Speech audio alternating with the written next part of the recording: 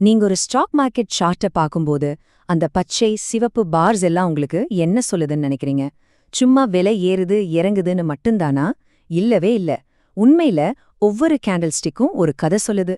ஒவ்வொரு நாளும் வாங்குறவங்களுக்கும் விக்கிறவங்களுக்கும் நடுவுல நடக்கிற ஒரு பெரிய போரோட கதை அது. வாங்க அந்த கதையை எப்படி படிக்கிறதுன்னு நாம இப்போ பார்க்கலாம். பார்த்தா அப்படித்தானே தோணும். ஏதோ ஒரு அர்த்தமும் இல்லாம கோடுகள் மேலேயும் கீழேயும் போயிட்டு வர்ற மாதிரி.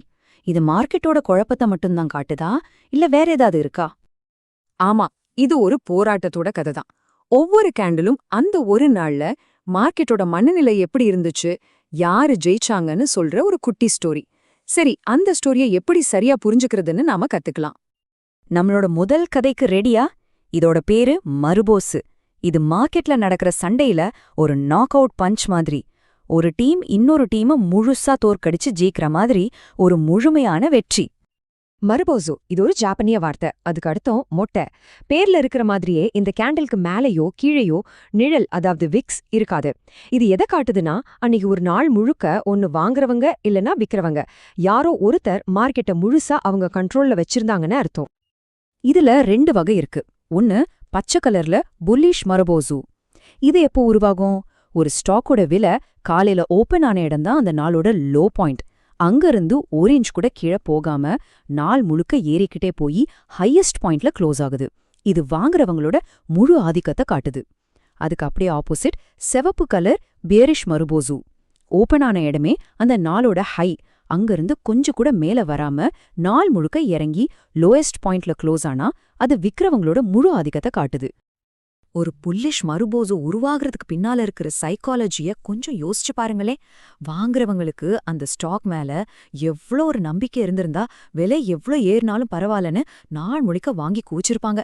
இது மார்க்கெட்டோட ஒரு ரொம்ப ரொம்ப வலுவான பாசிட்டிவ் சென்டிமெண்ட். சரி, நம்ம ஆயத்த கதை ஒரு ஹீரோவோட கதை. எல்லாம் முடிஞ்சு போச்சு, இனிமே அவ்வளோதான்னு நினைக்கும்போது சரிவுல இருந்து மார்க்கெட்டை மீட்டு கொண்டு வர ஒரு சூப்பரான கம்பேக் ஸ்டோரி. அந்த ஹீரோவோட பேரு தான் ஹேமர். ஹேமருங்கிறது மார்க்கெட் தொடர்ந்து இறங்கிட்டே இருக்கும்போது அந்த சரிவோட கடைசியில தோன்றும் ஒரு பேட்டர்ன். பார்க்கறதுக்கு ஒரு சுத்தியல் மாதிரி இருக்கும். மேல ஒரு சின்ன பாடி, கீழே ஒரு ரொம்ப நீளமான நிழல். அந்த நீளமான நிழல் தான் இந்த கதையோட உண்மையான ஹீரோ. அன்னைக்கு ஒரு நாள்ல என்ன நடந்ததுன்னு கற்பனை பண்ணி பாருங்க. முதல்ல விக்கிறவங்க மார்க்கெட்டை கண்ட்ரோல் பண்ணி விலைய பயங்கரமா கீழே தள்ளுறாங்க. எல்லாம் முடிஞ்சதுன்னு எல்லாரும் நினைக்கும்போது அந்த குறைஞ்ச விலையில திடீர்னு வாங்குறவங்க ஒரு புயல் மாதிரி உள்ள வராங்க. விலைய மறுபடியும் மேல தள்ளி கிட்டத்தட்ட ஆரம்பிச்ச இடத்துக்கே கொண்டு வந்துடுறாங்க. இது விக்கிறவங்களோட ஆதிக்கம் உடைக்கப்பட்டுடுச்சுங்கிறதுக்கான ஒரு தெளிவான அறிகுறி. இப்போ நம்ம பார்த்த அந்த ஹீரோவோட கதைக்கு அப்படியே ஆப்போசிட்டா ஒரு சோக கதையை பார்க்கலாம். இதோட பேரு ஷூட்டிங் ஸ்டார். இது வாங்குறவங்க மார்க்கெட்டை இன்னும் மேல கொண்டு போக முயற்சி பண்ணி அதுல படு தோல்வி அடைஞ்ச கதை. மார்க்கெட் நல்லா ஏறிட்டே இருக்கும்போது அந்த ஏற்றத்தோட உச்சியில இந்த ஷூட்டிங் ஸ்டார் தோன்றும். இதோட வடிவம் அப்படியே தலைகீழா வச்சு சுத்தியல் மாதிரி இருக்கும். கீழே சின்ன பாடி, மேல ரொம்ப நீளமான நிழல். இது மார்க்கெட் இதுக்கு மேல உயர முடியல, ஹையர் பிரைஸை நிராகரிக்குதுன்னு காட்டுது. இந்த கதையில வாங்குறவங்க ரொம்ப உற்சாகமா விலைய ஒரு புது உச்சிக்கு கொண்டு போறாங்க. ஆனா அந்த உச்சியில அவங்களுக்கு ஒரு பெரிய ஷாக் காத்துட்டு இருக்கு.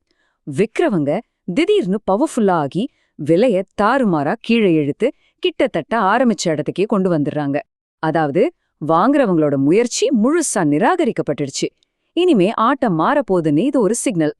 ஓகே, இந்த கதையெல்லாம் கேட்க நல்லா இருக்கு. ஆனா இத வச்சு நம்ம எப்படி ட்ரேட் பண்றது? இந்த கதைகளெல்லாம் எப்படி ஒரு தெளிவான ட்ரேடிங் ஸ்ட்ராட்டஜியா மாத்துறதுன்னு இப்ப பார்க்கலாம். இத ட்ரேட் பண்றதுக்கு ஒரு சிம்பிளான 3 ஸ்டெப் கேம் பிளான் இருக்கு. ஸ்டெப் 1, சரியான பேட்டர்னை சரியான இடத்துல கண்டுபிடிக்கணும். ஸ்டெப் 2, எப்போ ட்ரேட்குள்ள நுழையணும், அதாவது என்ட்ரி எடுக்கணும்னு முடிவு பண்ணணும். ஸ்டெப் 3, இதுதான் ரொம்ப ரொம்ப முக்கியம். நஷ்டத்தை எங்க நிறுத்தணும், அதாவது ஸ்டாப் லாஸை எங்க செட் பண்ணணும்னு தீர்மானிக்கணும். என்ட்ரி எடுக்கிறதுல 2 வழி இருக்கு. 1, ரிஸ்க் எடுக்க தயாரா இருக்கிறவங்களுக்கானது. அவங்க அந்த பேட்டர்ன் உருவாகிற அதே நாள் சாயங்காலம் ஒரு 3 மணி 20 நிமிஷம் வாக்ல ட்ரேட்குள்ள நுழைஞ்சிடுவாங்க. இதுல ஒரு நல்ல என்ட்ரி பிரைஸ் கிடைக்க வாய்ப்பு இருக்கு. ஆனா ரிஸ்க் எடுக்க விரும்பாதவங்க அடுத்த நாள் வரைக்கும் வெயிட் பண்ணுவாங்க. ட்ரெண்ட் உண்மையிலேயே மாறிடுச்சான்னு கன்ஃபார்ம் பண்ணிட்டு தான் என்ட்ரி எடுப்பாங்க. இது கொஞ்சம் சேஃப், ஆனா என்ட்ரி பிரைஸ் கொஞ்சம் அதிகமா இருக்கலாம். ஸ்டாப் லாஸ், இதுல எந்த ஒரு காம்ப்ரமைஸும் கிடையாது. இது ரொம்ப முக்கியம். ஹேமர் மாதிரி ஒரு புல்லிஷ் பேட்டர்ன்னா அந்த கேண்டலோட லோ பாயிண்ட் தான் உங்க ஸ்டாப் லாஸ். அதுவே ஷூட்டிங் ஸ்டார் மாதிரி ஒரு பேரிஷ் பேட்டர்ன்னா அந்த கேண்டலோட ஹை பாயிண்ட் தான் உங்க ஸ்டாப் லாஸ். ஒருவேளை விலை அந்த லெவலை தாண்டிடுச்சுன்னா சிம்பிள், நாம கணிச்ச கதை தப்பு, உடனே அந்த ட்ரேடை விட்டு வெளியே வந்துடணும். ஞாபகம் வச்சுக்கோங்க, இதுதான் இந்த கேம்ல நம்பர் 1 ரூல். இத மட்டும் என்னைக்கும் மீறாதீங்க. ட்ரேடிங்ல சின்ன சின்ன நஷ்டம் வர்றது ரொம்ப சகஜம், அதை ஏத்துக்குத்தான் வேணும். ஆனா இந்த கேண்டில் ஸ்டிக் பேட்டர்ன்ஸோட அழகே என்ன தெரியுமா? இதுல ஒரு தெளிவான ஸ்டாப் லாஸ் இருக்கிறதால உங்க நஷ்டம் என்னைக்கும் கட்டுக்கடங்காம போகாது. இதுதான் ஒரு கண்ட்ரோல்ட் ரிஸ்க் எடுக்கிறதுக்கான சிறந்த வழி. சரி, அப்போ இந்த கேண்டில் ஸ்டிக் அனாலிசிஸோட உண்மையான நோக்கம் என்ன? அது சுருக்கமா பாத்திரலாம். அப்ப சுருக்கமா சொன்னா, இந்த கேண்டில்ஸ் எல்லாம் வெறும் கோடுகள் இல்ல, அதுங்க மார்க்கெட்டோட சென்டிமெண்ட்டை நமக்கு காட்டுது. வாங்குறவங்களுக்கும் விக்கிறவங்களுக்கும் நடக்கிற அதிகார போட்டியில யார் ஜெயிக்கிறாங்கன்னு நமக்கு சொல்லுது. ரொம்ப முக்கியமா ட்ரேட்ல நுழையறதுக்கு அதிக வாய்ப்புள்ள இடங்களை நமக்கு அடையாளம் காட்டுது. ஆனா ஒண்ணு மட்டும் மனசுல வச்சுக்கோங்க, இது 100% இப்படித்தான் நடக்கும்னு எந்த ஒரு கேரண்டியும் கிடையாது. இது முழுக்க முழுக்க ப்ராபபிலிட்டி, அதாவது நிகழ்தகவுகளோட விளையாட்டு. இப்போ மார்க்கெட்டோட ஒரு நாள் கதையை எப்படி படிக்கிறதுன்னு உங்களுக்கு தெரிஞ்சிருச்சு. இந்த அறிவை வச்சு உங்க அடுத்த ட்ரேட்ல நீங்க என்ன முடிவு எடுக்க போறீங்க யோசிங்க.